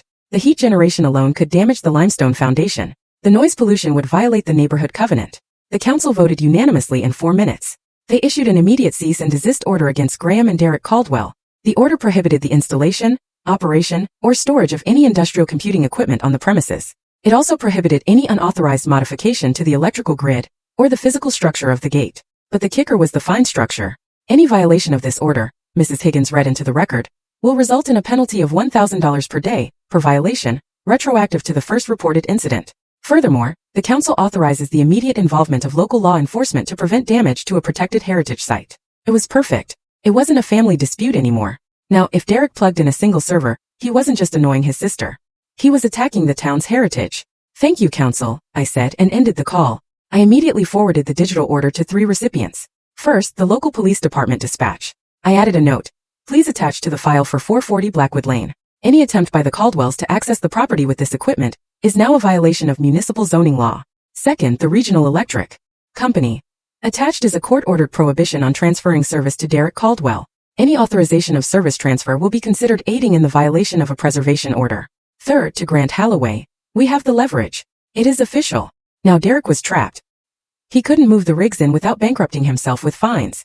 He couldn't modify the power. He couldn't even drill a lock without the town coming down on him. I had taken away his tools. The house was quiet, but my phone was not. At 4:30 p.m. it rang. It was Marilyn. I stared at the screen. The name Mom flashed in white letters against a black background. Felt alien. I hadn't called her Mom in my head for years. She was Marilyn. She was the woman who watched me drown and critiqued my swimming stroke. I let it ring. It stopped then rang again immediately. She was persistent. She probably realized that the public shaming hadn't worked. Or perhaps Derek had just received the email notification about the cease and desist order and was currently screaming at her. I let it go to voicemail. Then a text message appeared. Claire, pick up. We need to talk privately without the lawyers. Just family. I laughed out loud. It was a harsh, dry sound in the empty library. Just family. That was their favorite trap. Just family meant no witnesses. Just family meant they could guilt, manipulate, and lie without anyone holding them accountable. They wanted me to step out of the legal arena I had built and come back into the emotional mud pit where they were the masters. I didn't reply. Instead, I opened my laptop again. I had one more piece of the puzzle to place before the sun went down. Grant had mentioned a reporter, Andrea Mott. She wrote for the Glen Haven Gazette, a small paper that usually covered bake sales and high school football. But Andrea had a reputation. She had broken a story 2 years ago about a developer trying to bribe the zoning board. She liked to fight. I found her email address. I composed a new message. The subject line was simple. The truth about the Blackwood Manor incident. I attached the folder. I attached the video of the locksmith. I attached the photo of the forged lease. I attached the screenshot of Marilyn's Facebook post calling me mentally unstable. I attached the new cease and desist order from the council. And finally, I attached the screenshot of Derek's loan fraud judgment. I wrote a short body for the email. Ms. Mott, my name is Claire Lopez. You may have seen the social media posts by Marilyn Caldwell claiming, I have suffered a mental break and abandoned my family in the snow. This is false. The attached documents outline a coordinated attempt by my family to commit identity theft, real estate fraud, and utility sabotage to cover up a defaulted $200,000 loan. They are using the guise of a family reunion to occupy a historic property for commercial mining operations, in direct violation of town zoning laws. They are coming back tonight. I thought you might want to see what a real family Christmas looks like. I hit send. I sat back and watched the snowfall outside the window. The sun was setting, casting long purple shadows across the lawn. The house felt different now. It wasn't just a shelter. It was a weapon. I had loaded it with laws, regulations, and evidence. I was not the victim anymore. I was the bait. And they were starving. They would come back. They had to. Derek's deadline was looming and Graham's ego was bruised. They would come back and they would find that the locks were the least of their problems. I stood up and walked to the kitchen to pour a glass of wine. As I passed the hallway mirror, I caught my reflection. I looked tired. My hair was pulled back in a messy bun, and I was wearing 3 layers of sweaters. But my eyes were clear. There was no fear in them. Tonight, I whispered to myself. Tonight we finish it. The reply from Andrea Mott came 17 minutes after I sent the email. It was not the sensational, eager response of a tabloid writer hungry for gossip. It was the cautious, clipped response of a journalist who had been burned before. Miss Lopez, she wrote, I have reviewed your attachments. If these documents are authentic, you have a significant story. But I do not run one-sided domestic disputes. I need to verify the zoning order and the police report. And I need to see you in person. Tonight, 7 o'clock. I replied with one word. Agreed. I spent the next 2 hours preparing. I did not prepare hors d'oeuvres or polish the silver. I prepared a dossier. I printed hard copies of the cease and desist order from the Preservation Council. I printed the identity theft report with the federal case number clearly visible in the header. I printed the timeline of the invasion, cross-referenced with the timestamps on the security footage I had backed up to 3 different cloud servers. At 7 o'clock sharp, a rusted Subaru hatchback rolled up the driveway. It parked around the back near the garage, just as I had instructed. Andrea Mott stepped out. She was older than I expected, perhaps in her 50s, wearing a heavy parka and practical boots. She looked at the dark, imposing silhouette of the manor, then at the single light I had left on in the kitchen window. She did not smile when I opened the door. She wiped her boots on the mat and walked straight to the kitchen island where I had laid out the papers. Coffee? I asked. Just the facts, she said, pulling a notepad from her pocket. Why are you telling me this? Why not just let the lawyers handle it? Because lawyers take months, I said, sliding the file toward her. And my family operates in the shadows. They rely on the fact that I am too embarrassed to make a scene. They rely on the assumption that a daughter will always protect her parents' reputation, no matter how much they hurt her. I am done protecting them. Andrea picked up the cease and desist order. She scanned it, her eyebrows lifting slightly. She picked up the loan fraud evidence I had dug up on Derek. She looked at the photos of the locksmith drilling the gate. This is aggressive, she murmured. It is survival, I said. She looked at me then. Really looked at me, assessing whether I was the unstable woman Marilyn had painted on Facebook. Your mother says you're off your medication, Andrea said bluntly. I have never been on medication, I replied. I can give you my medical records if you like. The only thing I suffer from is a chronic inability to let people steal my house. Andrea cracked a smile. It was small but it was real. She tapped the photo of the locksmith. This guy, she said. The locksmith. Miller. I know him. He does the locks for the school district. He's a decent guy. If he was part of this, he was tricked. That's what I'm counting on, I said. As if summoned by the mention of his name, my phone rang. It was a local number I didn't recognize. I put it on speaker so Andrea could hear. Hello, Miss Lopez? The voice was shaky, rough with stress. This is Jim Miller, the locksmith from yesterday. I looked at Andrea. She nodded for me to continue. Mr. Miller, I said. I am listening. Look, I haven't slept all night, Miller said, his voice cracked. Your dad, Mr. Caldwell. He told me you were suicidal. He told me you were in there with a bottle of pills and he needed to get in to save your life. He was crying. The mom was crying. I thought I was doing the right thing. He paused and I could hear him taking a ragged breath. Then I saw the post on Facebook, he continued. And I saw the order from the council today about the mining rigs. You don't bring server racks to save a suicidal girl. I realized I was the tool they used to break into your home. You were, I said softly. But you can fix it. How? He asked. I don't want to lose my license. I don't want to go to jail. You won't, I said, if you tell the truth. I am sitting here with Andrea Mott from the Gazette. There was a silence on the line. Then Miller spoke, his voice firmer. I'll tell her, he said. I'll tell her everything. I'm not going down for those people. I handed the phone to Andrea. She spent 20 minutes interviewing him, her pen flying across her notepad. When she hung up, the skepticism was gone from her eyes. She wasn't just looking at a family feud anymore. She was looking at a crime. This changes things, Andrea said, closing her notebook. You have a witness who admits he was manipulated into facilitating a break-in. You have the zoning violation. You have the paper trail. I have one more thing, I said. I told her about the phone call I had received an hour before she arrived. It had been from Arthur Abernathy, the president of the Glen Haven Historical Society. He was a man who cared more about 19th century limestone than he did about human feelings. And right now he was incandescent with rage. He had seen the damage to the gate. He had heard about the industrial equipment. To him, the Caldwells were not just squatters. They were vandals. He had offered to organize a perimeter watch of the property. I don't need a perimeter watch, Arthur, I had told him. I need guests. Guests? Andrea asked, looking at me with confusion. Tomorrow is Christmas Eve, I said. My family is coming back. They are desperate. Derek needs those machines running before January 1st. They will try to get in again, and this time they won't bring a locksmith. They will break a window or kick down a door because they think the house is empty and weak. So, Andrea asked. So I'm hosting a party, I said. The Heritage Holiday Open House. It's a legitimate event under the Trust Charter. I'm inviting the Historical Society. I'm inviting the Preservation Council. I'm inviting you. Andrea stared at me and then she laughed. A loud, genuine laugh. You're going to fill the house with the very people who can arrest them, she said. Exactly, I said. But here's the trick. The front of the house must remain dark. No exterior lights, no wreaths on the door. To anyone watching from the street, it must look like I've given up and fled. I want them to think the fortress is abandoned. It's a trap, Andrea said. It's a surprise party, I corrected. By the next morning, the 24th of December, the plan was in motion. It was a strange feeling. Usually on Christmas Eve I was invisible. I was the ghost in my parents' house, avoiding eye contact, waiting for the night to end. Today I was a general. I spent the morning cleaning the main hall, not for my mother's approval, but for my allies. I set up a long table in the dining room, but instead of a turkey, I laid out documents. Copies of the deed, copies of the preservation orders. It was an exhibit of my ownership. At 2 o'clock in the afternoon, Arthur Abernathy arrived with 3 members of the Historical Society. They brought wine and cheese, but their eyes were sharp. They walked around the property, inspecting the gate, tooting at the drill marks, shaking their heads at the tire tracks on the lawn. They were not there to celebrate the holidays. They were there to defend the district. They were my infantry. At 4 o'clock, the private security arrived. I had hired him through a contact of Grant's. His name was Officer Tate. He was off duty, meaning he was in plain clothes, but he carried his badge and his service weapon on his belt. He was not there as a favor. He was there as a paid contractor, instructed to enforce the trespassing laws to the letter. I want you in the library, I told him. If they breach the door, you do not engage immediately. Wait until they are inside. Wait until they have committed the act of breaking and entering. Tate nodded. He was a man of few words, which I appreciated. You want them to hang themselves, he said. Metaphorically, I said. By 6 o'clock the house was full. There were 12 of us in total.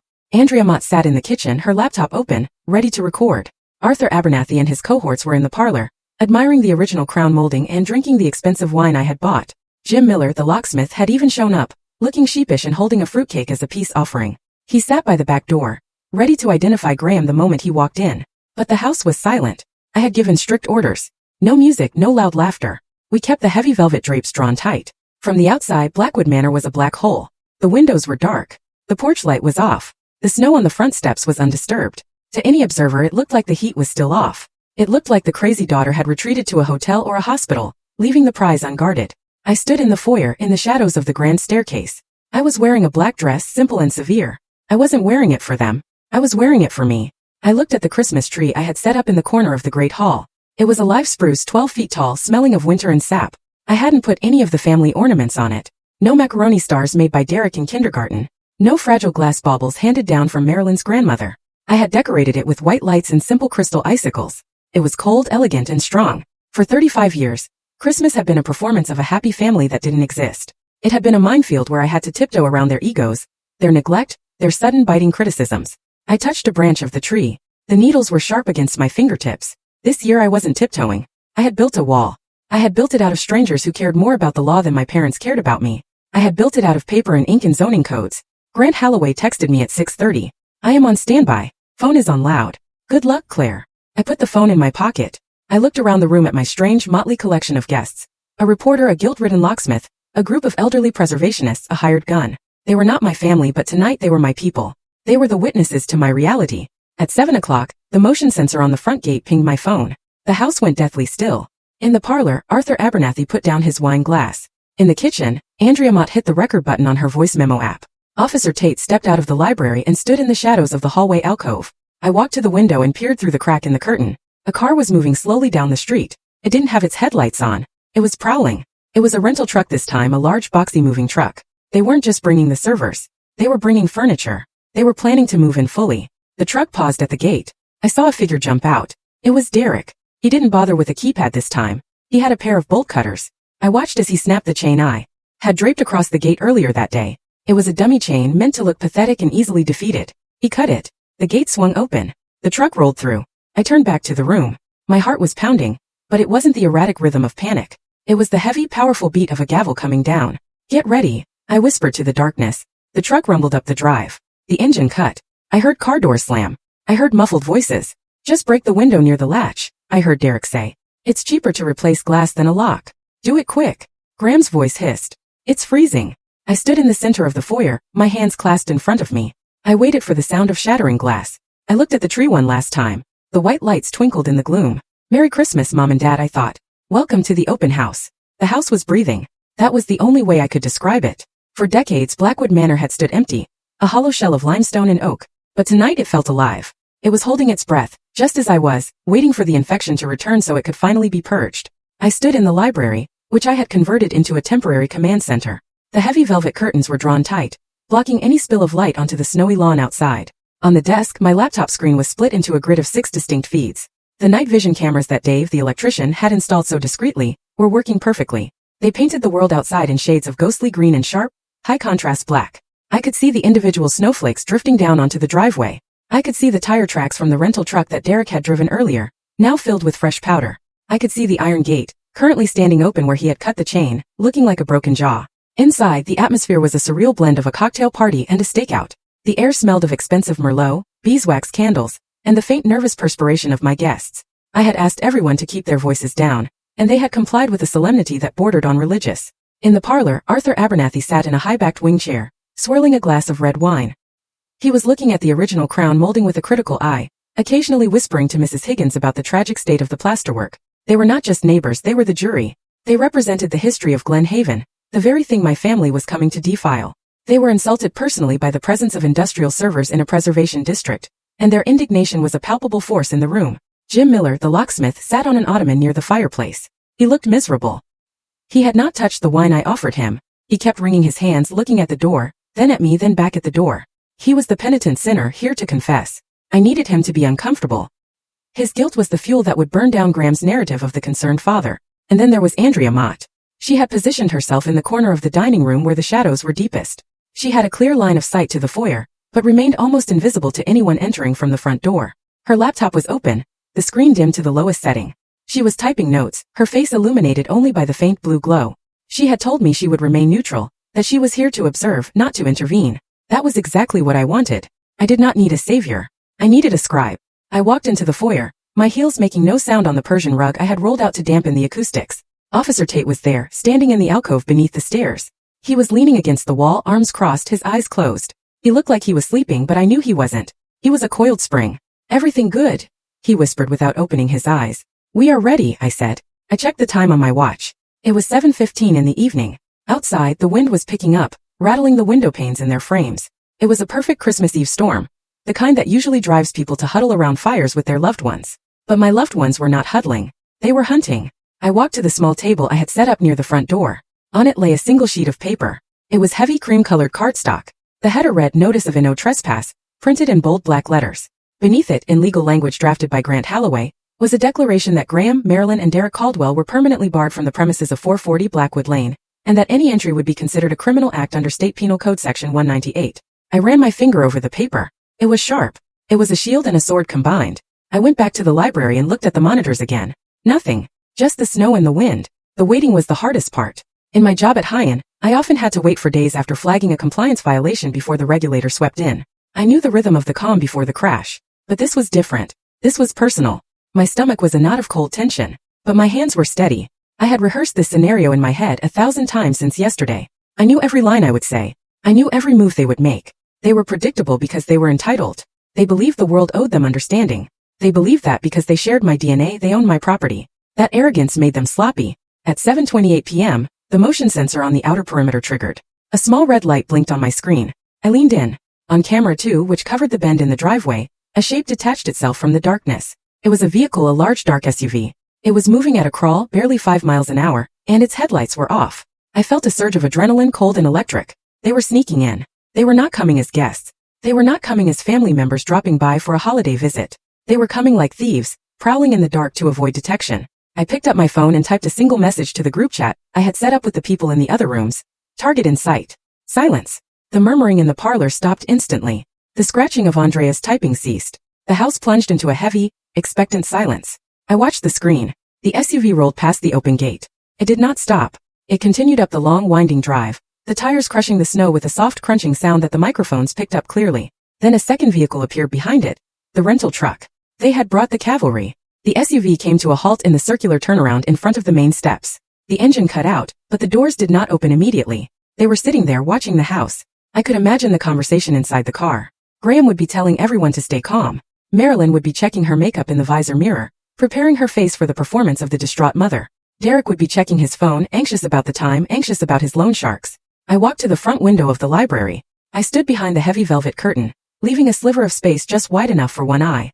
I saw the dark shape of the SUV sitting in the snow. It looked like a hearse. My phone buzzed. In my hand. I looked down. It was a text message from a number I did not have saved, but I knew who it was. It was Marilyn. Open the door, Claire. It's Christmas. Don't make us do this the hard way. I stared at the words, don't make us do this, as if I were forcing them to break into my home, as if my refusal to be a victim was an act of aggression. It was the classic language of the abuser. Look what you made me do. I did not reply. I did not delete the message. I took a screenshot and sent it to the folder named Evidence. I looked back out the window. The driver's side door of the SUV opened. Graham stepped out. He was wearing a black wool coat and leather gloves. He looked up at the dark windows of the manor. He looked angry. He waved his hand at the truck behind him. The truck door opened and Derek jumped out. He was holding something in his hand. It was long and metallic. A crowbar. My breath caught in my throat. They were not going to knock. They had tried the locksmith and that had failed. They had tried the police and that had failed. Now, under the cover of a dark Christmas Eve, they were resorting to brute force. I signaled to Officer Tate in the hallway.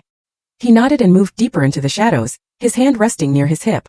Graham and Derek walked up the stone steps to the front porch. I could hear their boots heavy on the wood. I moved away from the window and stood in the center of the library. I could see the front door through the open archway. I waited. There was no doorbell. There was no knock. There was a scratching sound. Metal testing wood. Then a thud. Then another thud. Harder this time. They were testing the frame. They were looking for the weak point. I heard Graham's voice, muffled but audible through the thick oak. Just pop the side pane, he said. The one near the handle. I watched the door handle jiggle violently. The deadbolt held firm. The secondary latch held firm. I had reinforced this house to withstand a siege, and it was doing its job, but they were determined. I heard the distinct high-pitched scrape of a tool being wedged into the door jamb. It was a sound that set my teeth on edge. It was the sound of violation. Inside the parlor, I heard a gasp from Mrs. Higgins. She had heard it too. The reality of what was happening was sinking in for my guests. This wasn't a theoretical dispute. This was a physical attack on a home. I looked at the phone in my hand. It was 7:32 p.m. Every second they spent on that porch was a second they were digging their own graves. Every scratch on the door was a felony. Every minute they spent trying to break in while I stood silently inside was proof that they were not here to love me. I closed my eyes for a brief moment, grounding myself. I thought of the 7-year-old girl sitting on the stairs, waiting to be remembered. I told her to be quiet. I told her that tonight she didn't have to wait anymore. Tonight, the people who forgot her were going to find out exactly who she had become. The scratching stopped. There was a moment of silence. Then a loud ringing crack echoed through the foyer. It was the sound of metal striking metal. Derek had swung the crowbar. He wasn't attacking the wood anymore. He was attacking the lock itself. I opened my eyes. "It begins," I whispered. The metallic crack of the crowbar against the lock was the starting gun. I watched the security feed on my phone with a strange detached fascination. It was happening exactly as I had predicted. Yet, seeing it, actually watching my father and brother assault my front door like common criminals felt surreal. But they weren't just relying on brute force this time. They had brought backup. Through the window, I saw a fourth figure standing nervously behind Graham. It was another man in workwear holding a drill case. He wasn't Miller. He was younger, shiftier, looking around at the dark trees with obvious apprehension. Graham had evidently found a locksmith who asked fewer questions. Or perhaps he was paying this one double to ignore the screaming red flags.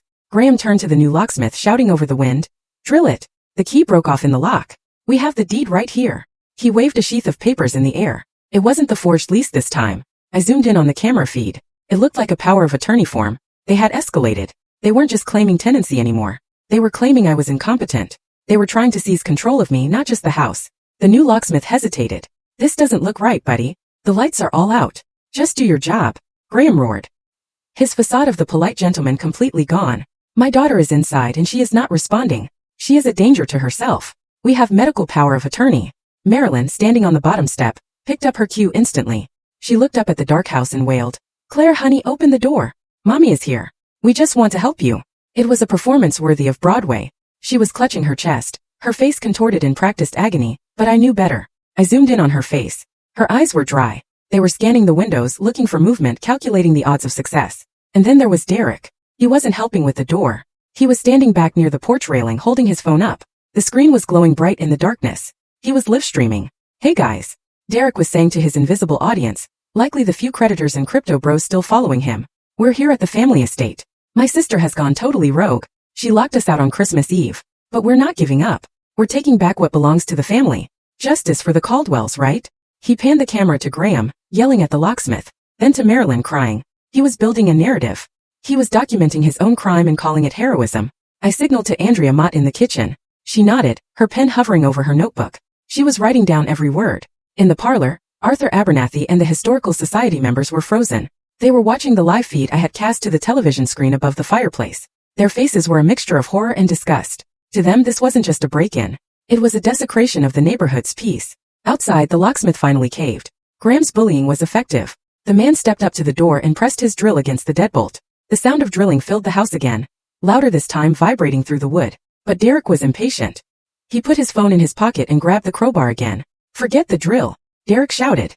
He jammed the flat end of the crowbar into the gap between the double doors. He leaned his entire body weight into it. "No," the locksmith yelled, stepping back. "You're going to break the frame." "I don't care," Derek screamed. Inside the foyer, I stood perfectly still. Officer Tate had unholstered his taser. He was watching the door with the intense focus of a predator. "Wait," I whispered. "Let them breach." There was a sickening crunch of wood splintering. The heavy oak, which had stood for 100 years, groaned under the pressure. The deadbolt was strong, but the wood around it was yielding. Derek gave a final primal grunt and shoved. Bang! The sound was like a gunshot. The door flew open, rebounding off the interior wall with a violence that shook the floorboards. A gust of freezing wind and snow blasted into the warm foyer, extinguishing the candles on the entry table instantly. Derek stumbled into the house, the crowbar still in his hand, his chest heaving. He looked wild, his eyes manic. "We're in," he shouted, turning back to the porch. "Dad, we're in." Graham marched in behind him, shaking snow off his coat, his face flushed with victory. Marilyn followed, stepping gingerly over the splintered wood, still dabbing at her dry eyes. The new locksmith lingered on the porch, looking terrified, clearly realizing he had just participated in a felony. Derek raised his crowbar in triumph. He looked around the dark foyer, his eyes adjusting to the gloom. "Claire," he screamed. "Game over. Come out and sign the papers. We're not leaving until..." And then he stopped. He stopped because his eyes had finally adjusted to the dim light. He stopped because he saw the Christmas tree lit with hundreds of silent white lights. He stopped because he realized the foyer was not empty. From the shadows of the parlor, Arthur Abernathy stepped out. He was holding his glass of wine, looking at Derek with the disdain one might reserve for a cockroach on a wedding cake. Behind him, 3 other elderly members of the Historical Society stood in a phalanx of judgment. From the kitchen, Andrea Mott emerged. She held her phone up, recording. Her face was grim. From the corner near the coat rack, Jim Miller, the original locksmith, stood up. He looked at Graham with a mixture of shame and anger, and from the alcove under the stairs, Officer Tate stepped into the light. His hand was resting on his belt. His badge gleamed in the light of the Christmas tree. The silence that fell over the room was heavier than the door itself. Derek lowered the crowbar slowly, his mouth hanging open. He looked from the police officer to the reporter to the neighbors. He looked like a child who had been caught setting fire to the curtains. Graham froze mid-step. His arrogant bluster evaporated instantly. He looked at the crowd, then at the shattered doorframe, then back at the crowd. His brain was frantically trying to recalibrate, to find a spin, a lie that could cover this. Marilyn let out a small, sharp gasp. Her hand flew to her throat. The tears stopped instantly. "Oh," Graham said. His voice was weak, stripped of all its power. "We didn't know you had company." He tried to smile. It was a ghastly, brittle grin. "We were just worried," Graham stammered, looking at Officer Tate. "It was a wellness check, a family emergency. We thought she was hurt." Marilyn latched onto the lie immediately. Yes, she sobbed, trying to summon the tears again. "We thought she was unconscious. We had to break in to save her." I stepped out from behind the heavy velvet curtain of the library archway. I walked into the center of the foyer. The draft from the open door was freezing, biting at my bare arms, but I didn't feel it. I felt only the heat of the moment I had been waiting for my entire life. I stood between them and my guests. I looked at Derek, still holding the weapon he had used to smash my home. I looked at Graham, clutching the fraudulent power of attorney papers.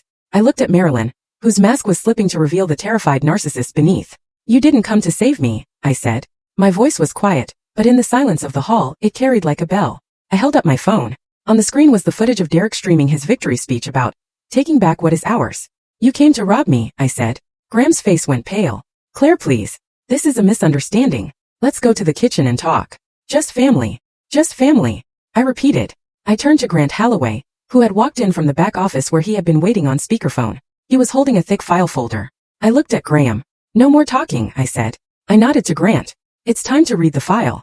Grant Holloway stepped forward into the pool of light cast by the chandelier. He held the file folder like a weapon, his face set in a mask of absolute, unyielding professional boredom. He did not look at Graham with anger. He looked at him with the fatigue of a man who had to explain gravity to a toddler. "Mr. Caldwell," Grant said, his voice echoing slightly in the high-ceilinged foyer, "you are holding a power of attorney document for Claire Lopez. Is that correct?" Graham straightened his coat, trying to regain the shred of dignity he had lost when he realized he was surrounded. "Yes," he snapped. "It grants us full authority over her financial and medical decisions in the event of incapacitation." And looking at this, he gestured vaguely at the room full of strangers. "She is clearly incapacitated." Grant opened his folder. He pulled out a single sheet of paper with a gold seal at the bottom. "That is fascinating," Grant said. "However, there is a fundamental flaw in your strategy. This property, the Manor at 440 Blackwood Lane, does not belong to Claire Lopez." Graham blinked. "What?" Grant held up the document. "As of 3 weeks ago, this property was transferred in its entirety to the Glen Haven Preservation Trust, a corporate entity registered in the state of Delaware. Miss Lopez is the resident trustee, yes, but she does not hold the title." Grant took a step closer to Graham. "Your power of attorney allows you to manage Claire's personal assets," Grant continued, "but it does not give you the authority to break down the door of a corporation. You are not breaking into your daughter's house, Graham. You are breaking into a corporate headquarters. And unless you have a board resolution from the trust authorizing this entry, you are committing corporate espionage and felony trespass." Graham's mouth opened and closed, but no sound came out. The legal ground had just vanished beneath his feet. He looked at the paper in his hand, the paper he had pinned all his hopes on, and realized it was worthless. I stepped forward then. I walked past Grant and stood directly in front of my father. I held up the cream-colored cardstock I had prepared. I cleared my throat. "Graham Caldwell, Marilyn Caldwell, and Derek Caldwell," I read aloud, my voice steady and cold. "You are hereby notified that you are permanently banned from the premises of 440 Blackwood Lane. This notice serves as a formal warning. Any further attempt to enter this property or any refusal to leave immediately constitutes criminal trespass under Penal Code Section 602. I handed the paper to Graham. He didn't take it. It fluttered to the floor, landing on the snow-dusted rug near his expensive Italian shoes. "But we are family," Marilyn cried out, her voice shrill. "You cannot trespass family." I looked at her. I looked at the woman who had spent 30 years prioritizing her image over my existence. "I just did," I said. From the corner of the room, Jim Miller stood up, the original locksmith. He wiped his hands on his jeans and looked at Officer Tate. "Officer," Miller said, his voice heavy with regret but firm with resolve, "I want to go on record. Yesterday, these people hired me to drill the gate. They told me explicitly that the resident was suicidal and unconscious. That was a lie. They used a fabricated emergency to trick me into bypassing a security system." Officer Tate nodded. He looked at Graham. "So we have a pattern," he said. "Attempted entry by fraud yesterday. Forcible entry by destruction of property today." Tate turned his gaze to Derek. My brother was still holding the crowbar. He had lowered it, but he hadn't dropped it. He looked like a trapped animal, his eyes darting from the police officer to the open door. And you, Officer Tate said, walking slowly toward Derek. You broke the door frame.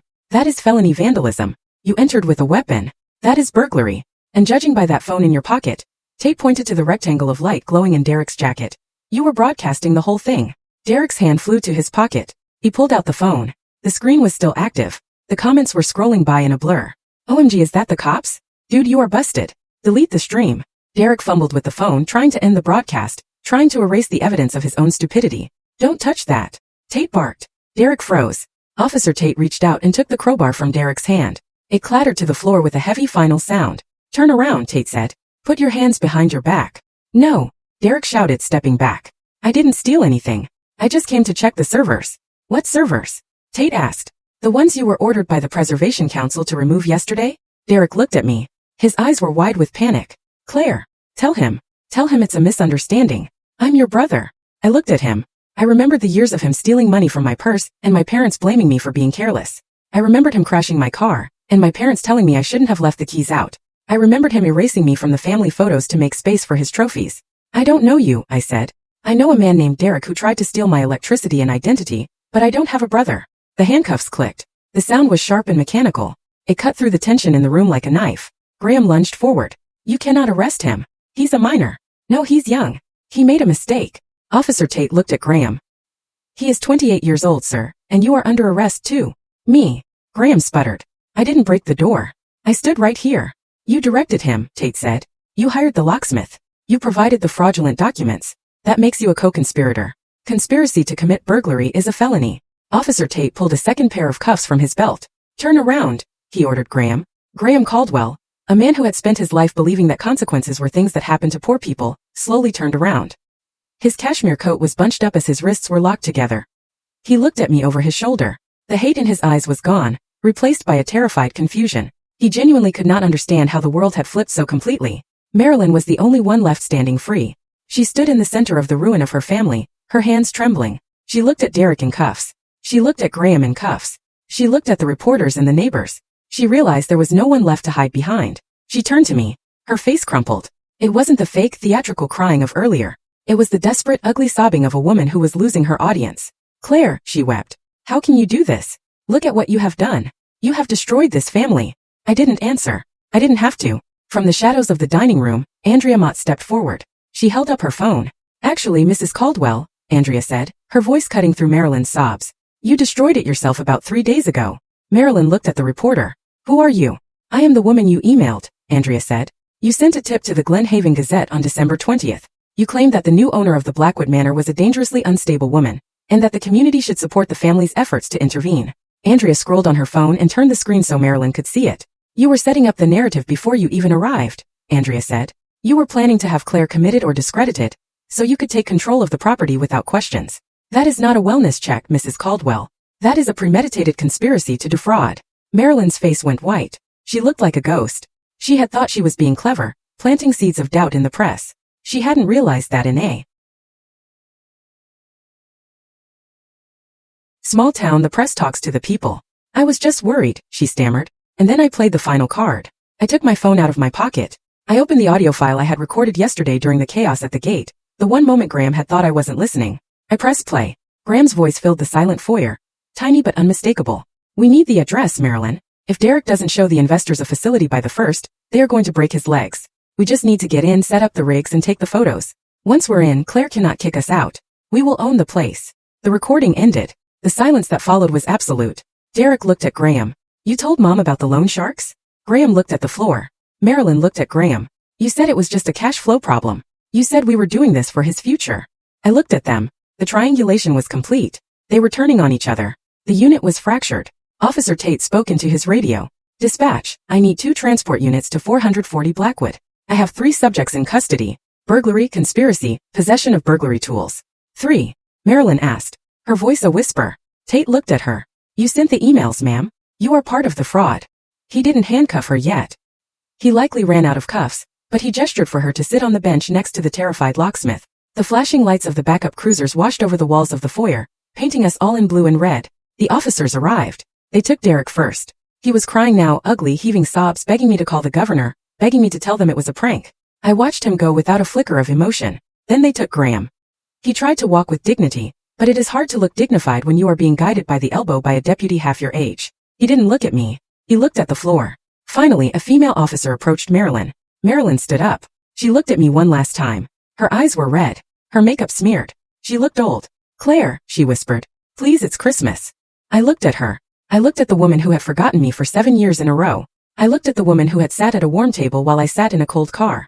I took a step closer to her. "Christmas is a day for remembering, Marilyn," I said softly. I paused, letting the words hang in the cold air. "But you only remember me when you need me, and I don't need you anymore." I turned my back on her. I heard the officer say, "Let's go, ma'am." I heard the door close behind them. I stood there for a long time facing the Christmas tree. I heard the engines of the police cars start up. I heard the crunch of tires on snow as they drove away, taking the toxicity out of my life, mile by mile. The house was quiet again, but it wasn't empty. Arthur Abernathy cleared his throat. "Well," he said, his voice surprisingly gentle. "That was certainly a historic evening." I turned around. My guests were looking at me, not with pity but with respect. Andrea Mott closed her notebook. "You know," she said, "I think that's enough news for one night. Off the record, that was incredible." Grant was pouring a fresh glass of wine. He held it out to me. "To the landlord," he said. I took the glass. My hand was steady. I looked at the shattered door frame. It would cost thousands to fix. The foyer was full of snow. The rug was ruined. But as I looked around the room at the warm faces of the strangers who had stood by me, I felt a warmth bloom in my chest that I had never felt in my parents' house. I walked over to the stereo system I had set up in the corner. I pressed a button. Soft jazz filled the room. The sound of a saxophone curled around the pillars, chasing away the memory of the shouting and the drilling. I walked to the front door. The wind was still howling outside, but the police lights were gone. The driveway was empty. The gate was broken, but the threat was gone. I pushed the heavy oak door shut. It wouldn't lock, but Officer Tate had promised to sit in his car at the end of the driveway for the rest of the night. I turned the deadbolt as far as it would go, a symbolic gesture. Then I turned back to the room. The lights of the Christmas tree reflected in the window glass, multiplying into infinity. It was beautiful. It was mine. I raised my glass to the room. "Merry Christmas," I said. And for the first time in 35 years, I knew that I would be remembered. Not as a victim, not as an afterthought, but as the woman who bought a manor, fought a war, and won her own peace. I took a sip of the wine. Tasted like victory. So I've told you my story. My very personal, very intense Christmas Eve. Now I'm curious. If you found yourself in a situation like mine, what would you have done? Let me know in the comments below.